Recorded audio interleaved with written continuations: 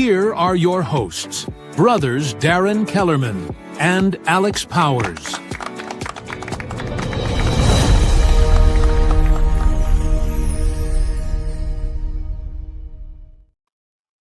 Hey, brother. Hey, brother. Good to see you again. You as well. It's been a whole nother week. I'm surprised we didn't lose you again. Well, you know, the show just show. started, so I could go away just like that. That's you true. never know. Knock on wood. Yes. I tell you what, it's great to be What back. has the history been on that? We had somebody die. We had your power die. A lot of death around. Yes, a lot of death going on. So thanks for joining us, folks. It is July 1st, 2026. We've made it halfway through the year. Happy birthday, America, and all that coming up. Grand Masters trip back east coming up. A lot of great stuff happening. And this past week has been action-packed, Alex. I tell you, it's just been, again, Kansas Freemasonry just going great. Even as some lodges are going dim or dark or non-active, whatever you want to call it, there's still a good amount of lodges pushing on through the hot weather. I mean, air conditioning is wonderful. Absolutely. Quick shout out. We did get a comment here from our brother Dwayne Marshall. How you doing, brother? Thanks for stopping in. Past Masters thoughts right there. Absolutely. We need to get him on the show soon. We do. So you mentioned there, and it made me think, because this is something my lodge had to examine some years back. I can't remember if it was when I was master or not, but Gardner historically went dark for the summer for ages and ages. And Kansas, we had a lot of farm agriculture, and that was historically done in lodges. But there's a mix of lodges that still do that for little reason, when they don't have the large demographic of their membership that still work as farmers, etc. And not a lot of people have actually examined why. Have you seen that in other parts of the state? It's interesting because in my home lodge in Garnett, it gets brought up every now and then. And when we talk about, hey, why don't we just stay active through July and August? I'm almost brought up on Masonic charges. It is just because we've always done it this way, so that's why we're going to continue to do it. And again, there's no reason to do it. We have air conditioning now. We're not on the third floor anymore, or the second floor, or meeting outside. So it makes. Hang on, stop. We've got a guest coming on tonight. What is on your shirt tonight? Oh, my shirt. Hey, it's 4th of July week, right? We got to get ready. We've got to get in, losers. We're crossing the Delaware. Okay, it's Brother Washington. That's right. It's Masonic. We're going to have to get your wife on the show to dress you, if nothing else, I tell you. But well played. Good shirt. I like it. I get it now. Wait, you said somebody's knocking at the door, though? I thought I heard something. But we do have a big knock at the door. Not as big as last week, I hope. That knocked me out. But we do have a special guest. I think he's woke up finally. He's been sleeping. We're trying to recover since Saturday night over in Emporia. We're happy to bring on the band camp director of the Kansas All-State Marching Band, Danny Hendricks. Welcome, brother. Yes, well, hello. So we didn't see a whole lot of you last week. You're kind of a blur. But how was band camp? Oh, it was great. They worked my tail off. 148 students. It was busy. I think I got about 4 hours of sleep each night. So, goodness gracious. Yes. And how's the accommodations over there at Emporia State? Oh, it's great. Everything's right there on campus. We don't have to take buses anywhere except for the pool, and that's about it. So I know band camp starts on Tuesday, and I know you don't do all this work yourself. So what other groups did you have helping you this year? So aside from me, we got the camp staff, many of whom are former students in the band, actually. And then we also have those knuckleheads. Oh yeah, look at that. You got we had about 12 camp staff, and then we had about 30 band staff between Dr. Woodworth and his faculty, and then the student staff. which allows them to. Many of them are music ed majors, so. And I saw in the back there, I saw Brother AJ Pence, former music teacher at high school level, I believe. How'd you rope him in? You know what? I told him. I said, "Hey, you free that week?" And he goes, "Yeah." I said, "Great." So did he You're was he coming. wearing his big red medallion at camp? You know, he was Oh, the Grand Master's Order of Merit recipient this year. Did he bring that along? no. I told him to, but he didn't. He didn't want to show off. Well, you see, you saw that come up there. Our local band lover gave you a shout out, Danny. Probably wish Oh me a happy yes. birthday again. Yeah, right. That's I think that was Miss Emma, Jeff Thayer's granddaughter. There you go. So, Well, Danny, So- if you don't mind, this is something that we hear about in Lodge every year. It's something we know has been near and dear to the state, the fraternity for a long time. But I feel like either you're really in the know or you just kind of know, but you don't know. If you wouldn't mind, give us a little rundown of what this is, how long has it been going on, and what should we be looking out for next year so brothers around the state can get more involved or in the know. yeah. So this was the 43rd camp that we've had. So it started in 1984. Ran by the Kansas Masonic Foundation for many years up until 2019, and then Kansas Shrine Bowl took over. Thankfully, the Kansas Masonic Foundation still is a presenting sponsor of the band and all the Kansas Masons. Registration will probably open around January 1st for next year. But it's 5-day camp. They don't just come and hang out and go swimming, but they practice pretty much all day, all night. Now I'm looking at the picture that just Alex put up on the screen. That appears to be the Grand Master and the Council of Administration, or at least several of the members there leading the parade. Yes. The band. And fun fact, the Grand Master used to run this camp for many years. So Is that right? yes. So, wow. But we're grateful for their support. They've been very supportive of the camp. They make sure they're encouraging lodges to help sponsor and other Masonic bodies too. So. And I will say what's interesting about, I see it a lot in Kansas, especially at this event. Oftentimes in these parades, the Grand Master and the Council of Administration, which is generally the wardens, senior deacon, treasurer, secretary, they have the option to ride in a car up in the front of the parade. But here in Kansas for the past, I don't know, many years, I mean, at least last 10, 15, it seems like, at least 10 anyway, the Grand Master has chosen to walk with the band. I mean, our band. And that is just, I mean, some people don't necessarily catch on to that, but I sure have. And I'm getting goosebumps as I tell you. Well, you had the honor of doing it twice as a Grand Master and a past Grand. I did. I was in one of the 80s bands, and it was the best, worst experience. It was so hot when we were in Wichita, but I had a great time, and being able to come back later on with those kids was great. And one of the best changes they ever did was bringing the kids to the camp, the hospital kids. Yes. To let everyone experience what they go through. And for so many years, that was only a thing for the football players. And so many of us missed out on that experience of interacting with those Shriners patients and seeing how crazy awesome they are. Right. Some of the things they can do is amazing to me. Tie your shoe with one hand. Yeah. Not a problem. Kellerman, did I hear that you were a band member back in the day? Oh yeah. Yes, back in the 80s. I'm trying to find a picture. Yeah. Where's the pictures at? We didn't really have cameras back then. Polaroids didn't last so long in the sunshine.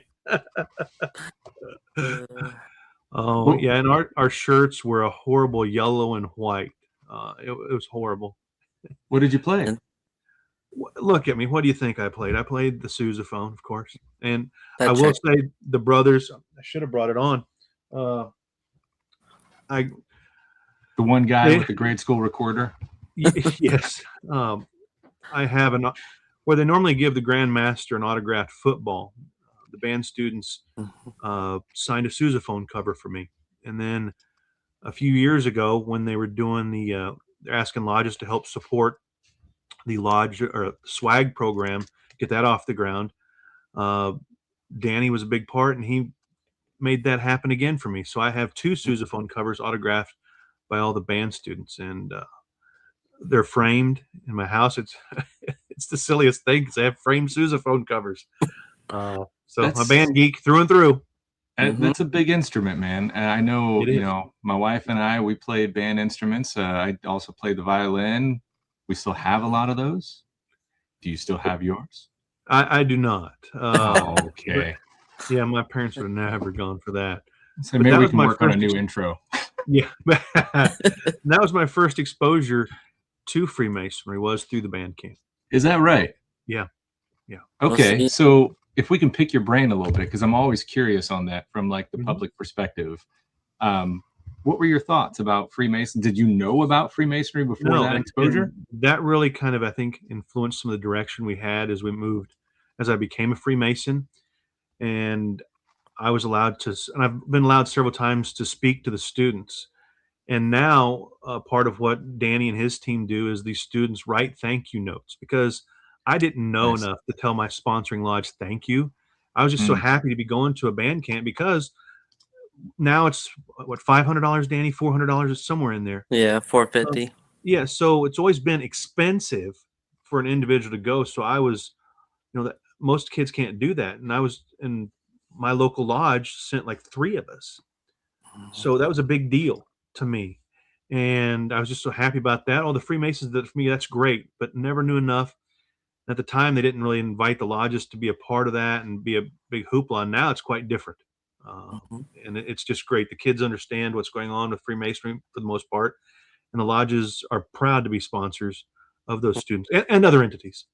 Well, we have a camp staff member who was a 4-year member of the band, and he's going to be joining Freemasonry here soon. All because of the camp. So that's awesome. And then we also have 10 seniors this year that talked to Brother AJ, and he's going to be getting them petitions. So that is outstanding. That is crazy awesome. And I can't help but think that, just seeing some of the stuff that the Freemasons are doing that week of band camp, because I know that first night some of the local lodges come in and cook for them and everything, and they're all over. And for me, the big kick was understanding that all those guys in the red fezzes are Freemasons. That when I learned that just made things really click for me, because most of the public thinks that the Shriners are just one thing and the Freemasons are another. But once you realize the connection there, it just makes so much sense to me. Yeah, we had a couple band staff. They were so confused. They were trying to figure out how you become a Shriner or an Imperial Potentate or whatever. And I'm like, got to become a Mason first. Of that, I don't think we pulled up the picture, but I saw a picture of you, and I think it was the Grand Master and the Imperial Potentate. What's going on there? Yeah, so probably for the first time since I've been involved in camp, we're lucky to have 2 Imperial Potentates over the last, 6-7 years. Be right here from Kansas. And Friday, as we were doing our awards ceremony, I was up on stage, and here I see some white shirts with fezzes and gold stars. So we were lucky to have, or honored, I should say, to have Imperial Sir Brad Kane and a couple of his divan members there with us as well. So Brad is very deceptive, because I don't know how old he looks, but then I hear that he's been a Mason for 45 years, and I'm debating if he even looks 45 years old.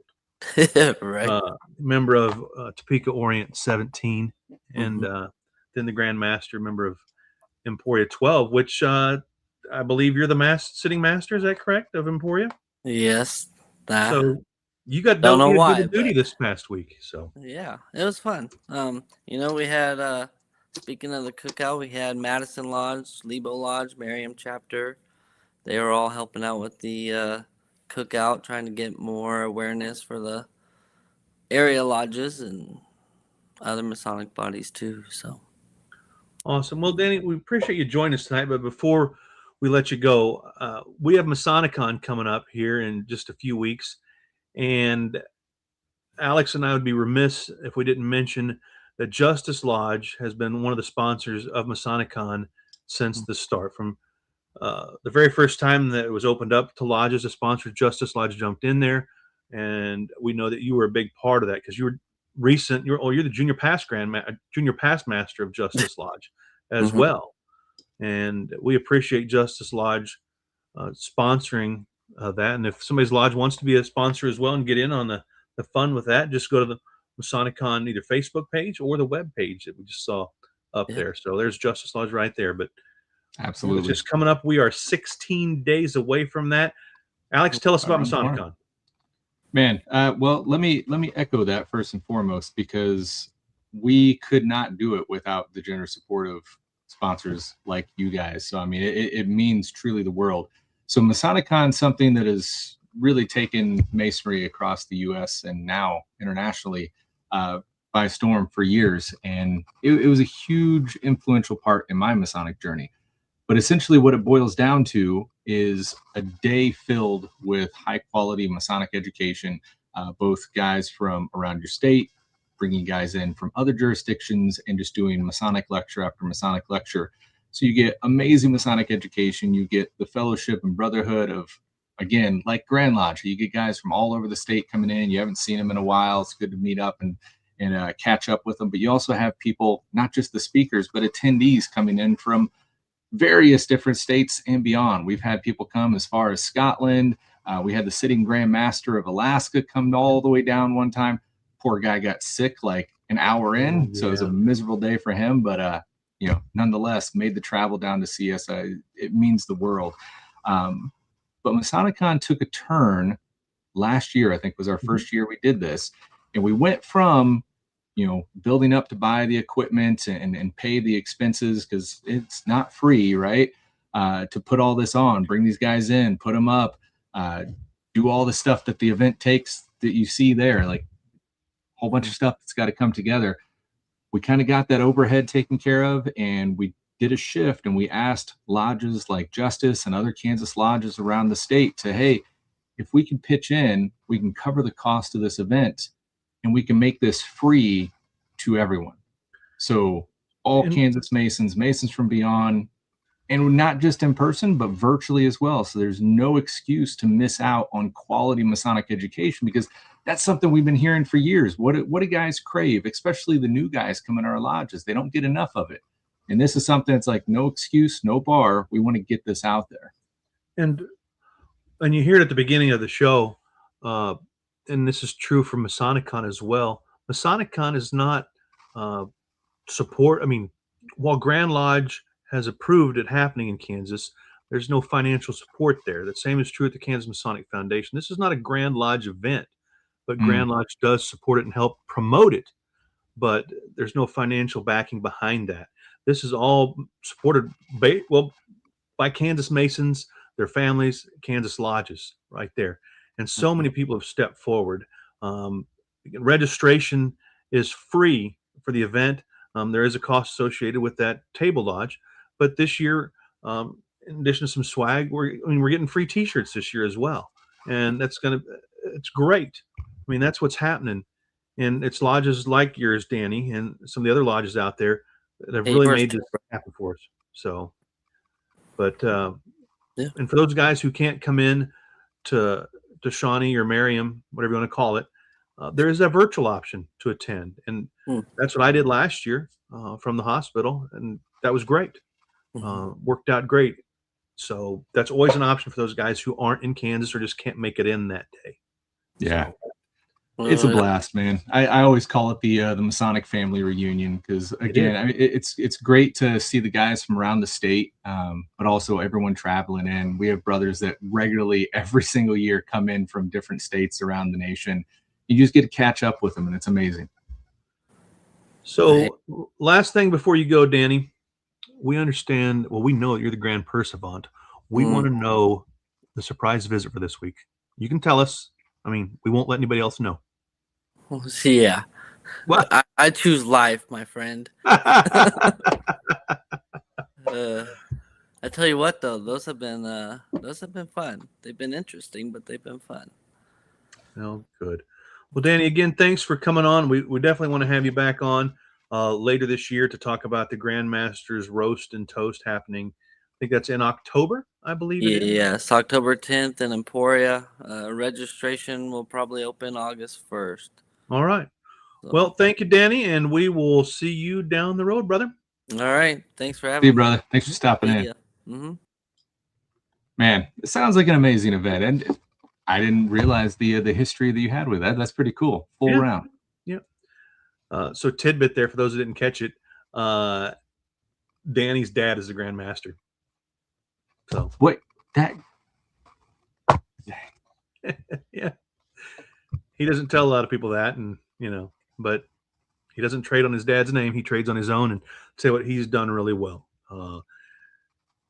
Again, he was master of Justice Lodge, and he's the one that kind of kicked him in the pants to get involved with Masonicon. I mean, there's some others there as well, but Danny was the driving force, made sure it was in the budget and everything to do that. And even though he's the past master there, it's important enough to him and that lodge to keep that going. So that's amazing stuff, man. So what else we got going on? Well, not a whole lot. So it's that time of year, right? And guys, we missed it. So Alex and I botched it. We were trying to prepare for the show, and we saw the Facebook post for the lodge with fireworks, but we can't find it. We missed it. We're sorry. Yeah. We are sorry. We looked on the Kansas Freemasonry page. We're not seeing it. We know some Masonic lodge is selling fireworks, maybe more than one. I bet more than one. And I would encourage guys, put that in the Kansas Freemasonry group. But if you can, shoot one of us, both of us, a message, the show a message, tag us, whatever. We'll make sure we get that shared out for you as well, because we want to support your lodges. Anything your lodge is doing, just shoot it to us. Whether it's after the show on the Facebook page, through a messenger to either one of us privately, we want to get that on the show to get it out there. And even if it doesn't get out there in time, it's going to be, archived here for future generations to see that you did something. 100%. I did not get a chance to throw this up, or I did. I failed to. We did see this posted by the Grand Lodge, and I saw one of the brothers in here. I see a few in makeup, but one of the brothers had shared this to his personal feed and said, "I can honestly say the first time I wore makeup to live." So what he's talking about, if you don't know, the Shriners clowns, there are some of those guys in there. And that is when the Grand Master opened the Grand Lodge of Kansas, and they officially received the Shrine Potentate, the Imperial Potentate, who's the leader of Shriners International. And they also recognize the potentates of the 5 shrine temples here in Kansas. So just awesome. Awesome Saturday, awesome week over in Emporia. Look at that crowd. And then jumping in, that's Danny's home lodge. So there you go. Yeah, Danny got to do that. Absolutely.